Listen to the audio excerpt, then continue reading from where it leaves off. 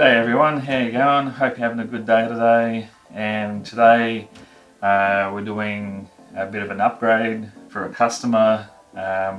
Actually sold him this computer about 7 months ago, and he uses it to play a rail simulator or a train simulator, and he's been really happy with it, but he recently decided he wants to change his monitor to a 4K monitor, and he also would like to make videos and put them on YouTube, so he needs a bit of video editing.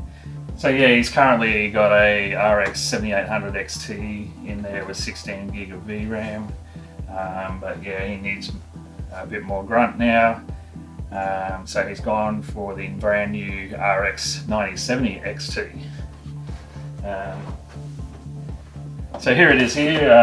I chose this for him, our Sapphire Pulse AMD Radeon RX9070XT graphics card, and these come with 16 gig of VRAM as well, but they're just a lot more powerful and run quite well in 4K, and therefore we're putting that in. But we're going to have to change his case because when I made him this, I was not planning on a card being as long as the 9070. So I'll just get this lid off. There we go. This is an Antec, what did I get? Yeah, it's an Antec AX61 Elite case. And as you can see, it's with the 7800 in there, it's quite good space. We don't have a problem. So this card was roughly about 280 mils. When I looked up the 9070, it's 320 mils. So if I measure that out, that means we're going to be hitting the liquid cooler. So yeah, that's not going to work. So I said, look, I can put the card in, but you'll need a new case. So that's what the job's going to be today. We're going to take all this out of this case. I'll just get this out of the way. Yeah. And I'm going to put it into a brand new Be Quiet base 501. I think it's an LX. Yeah, it's an LX. So I built a flight sim out of a pure base 501, and so this is just a slightly different version of the pure base, but as you can see, it's a lot longer. So when I measure out the 320, it's only going to go to about there, and it means we've got stacks of room to fit the card in and the liquid cooler as well. Alright, so that's going to be the job. I guess I better get to it, and I will see you soon. Alright, so I've got the old computer back on the table, and so now what we need to do is get all this out. So let's start disconnecting everything, and then we'll proceed to unscrew and remove the parts we need. Let's go.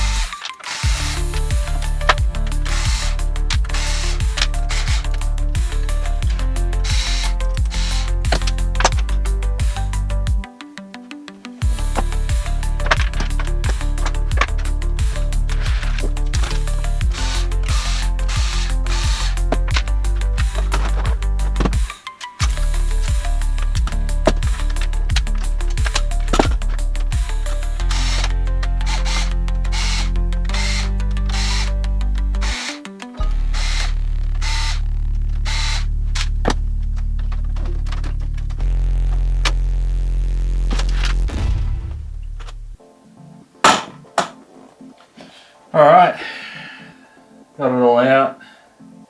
So now the case is just a sort of bare shell with nothing really in it, except for some of the fans that came with this case. We won't be needing those because the new case has fans as well. The only thing we need is power supply, video card, that's another fan we don't need, sound card, motherboard, RAM, CPU, and the liquid cooler, which I just put over there. That's all we need, so we can transfer it into the other one. I don't know why, but I took off the SSD, and then I realised, what am I doing? I don't need to do that because the motherboard's just going in. I guess it's just my brain going into auto mode or something. Anyway, what we'll do now is I'll clear this table off, and then I'll get the new case up and get it prepped for the new gear to go into it, and we'll go from there. See you soon. Alright, the old case is cleared away, and now we're ready to prep the base 501, so let's get into it.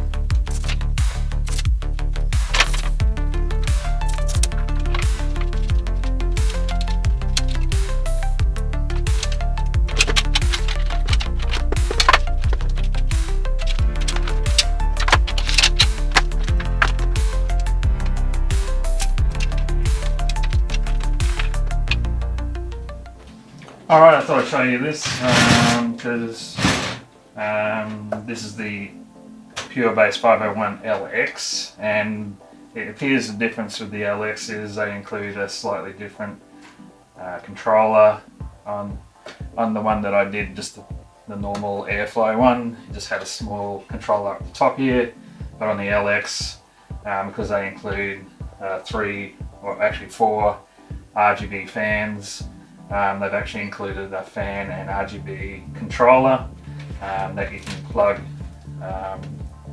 to the motherboard, so that one will go to the motherboard, and then goes to the motherboard as well for your fans, and then you got some SATA power to power it all, and it looks like they've got a switch here, and it goes to a button on the front for switching between modes.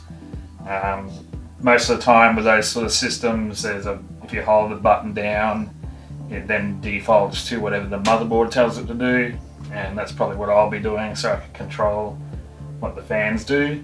So that's slightly different to the standard Airflow 501, and I've just discovered, it's got the front panel in a block. Yes! I love it when they do that. Better keep moving. So I think we've got it all prepped. So now the first thing I'm going to do is I'm going to put in the liquid cooler, because I remembered my last video on this case. If you don't do it first, you can't screw it because everything gets in the way. So we'll do that first, and then we'll move on to motherboard and power supply. Alright. A few moments later. So I've just got the liquid cooler sitting there. It's only a 280mm, this one, so I'm going to put it down low. Yeah, I'm just going to cut the video a bit here because I go on this complete tangent of setting up the liquid cooler incorrectly, and then I finally realise how how stupid I am, so we'll take it up from when I realise. Here we go. I completely stuffed up because I broke my own rule. The liquid cooler head needs to be lower than the liquid cooler.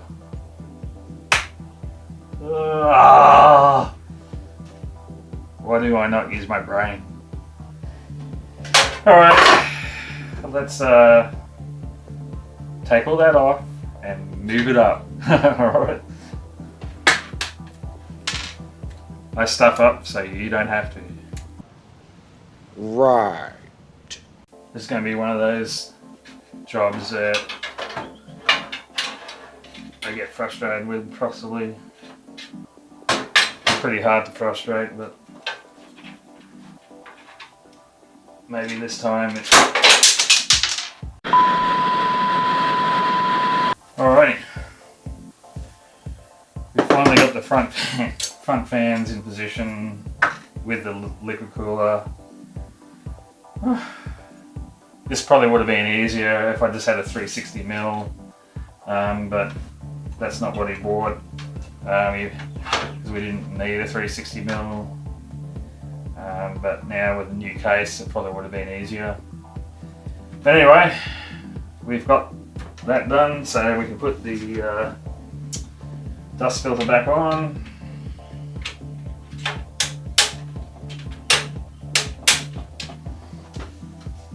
And then the front panel.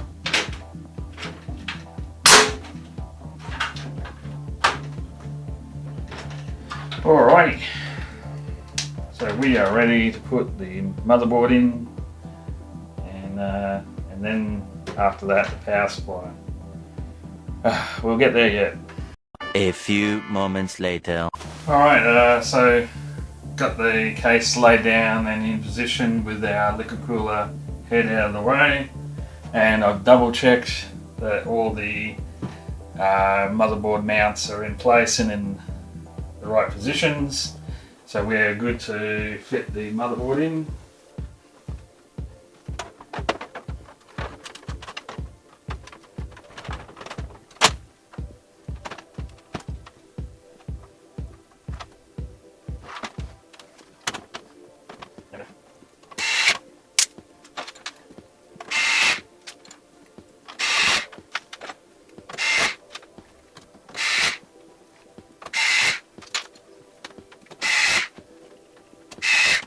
Alright, we are screwed in, and now what I'll do is I'll fit the liquid cooler head on, and then that'll be out of the way, so we don't have to worry about it flapping around anymore.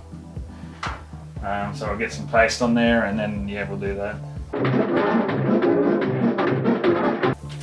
So I'll spin it around for you, and then you can see the liquid cooler's in position. Tubing wanted to go like that, so I kind of went with it rather than trying to fight against it. But yeah, the main thing is the head is lower than where the radiator connects, so that way we shouldn't get any bubbles down in the head. Yeah, so the next part will be putting the power supply in, and I'm going to make sure I install the 8-pin power connectors first before I put any ceiling fans on it, because the fan will get in the way and make it really hard to plug those cables in. You know, it just goes by from experience, you learn these things. So yeah, let's get the power supply in.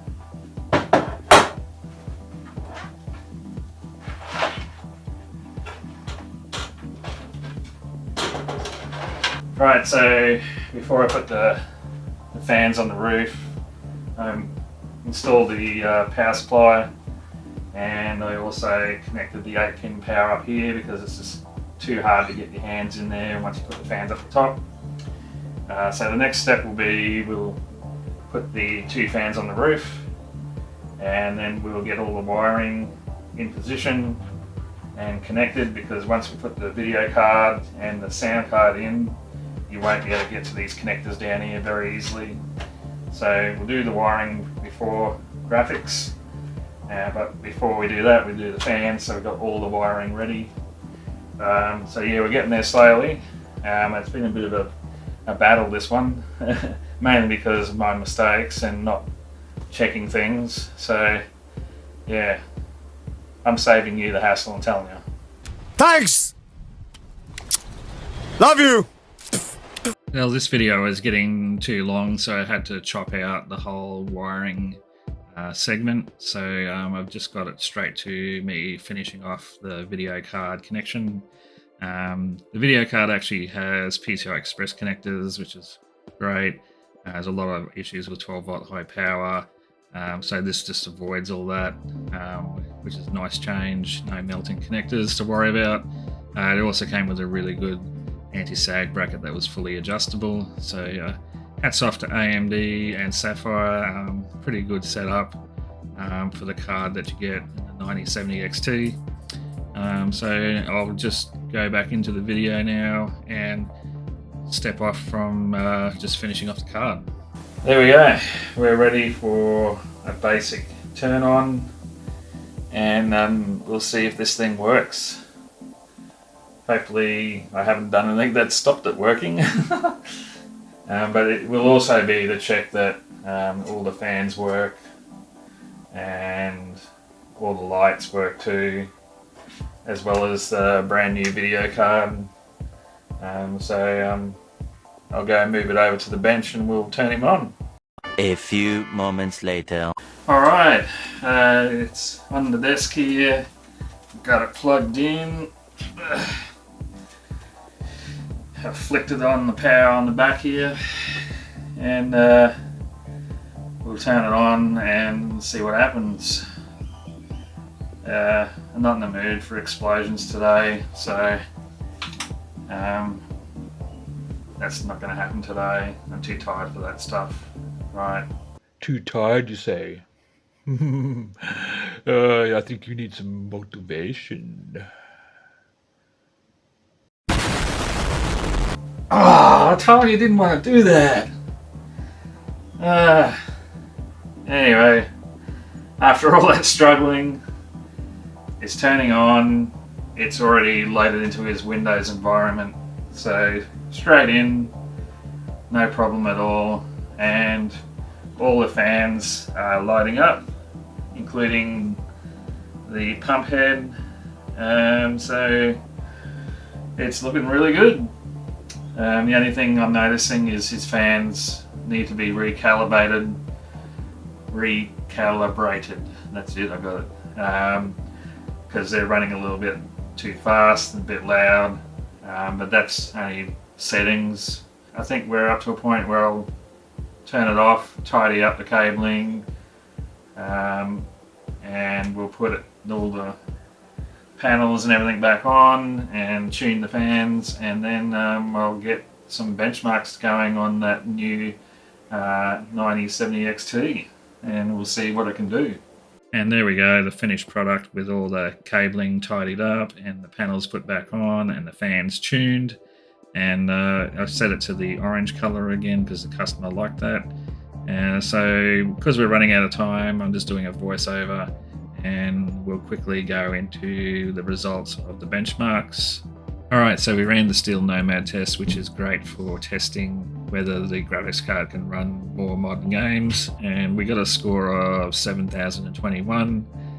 So if we go look at the chart that I generated and compare it to other cards, you can see it beats my card quite well, mainly because my card's an older card, but not going to beat a 5080.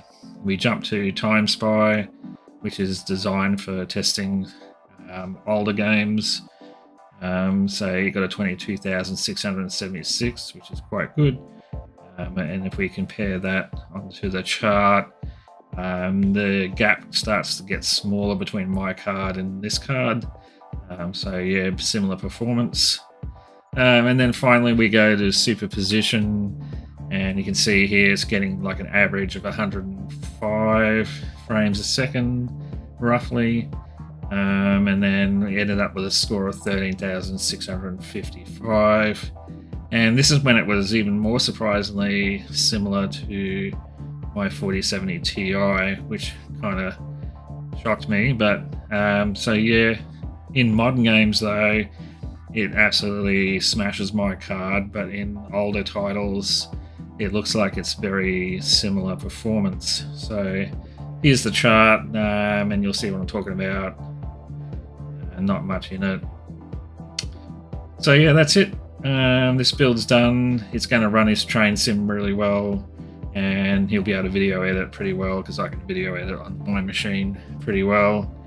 And yeah, that's going to be it for today. Hope you had enjoyed this video. Give us a like and subscribe, it'd be really helpful, and I'll see you next time. Bye for now.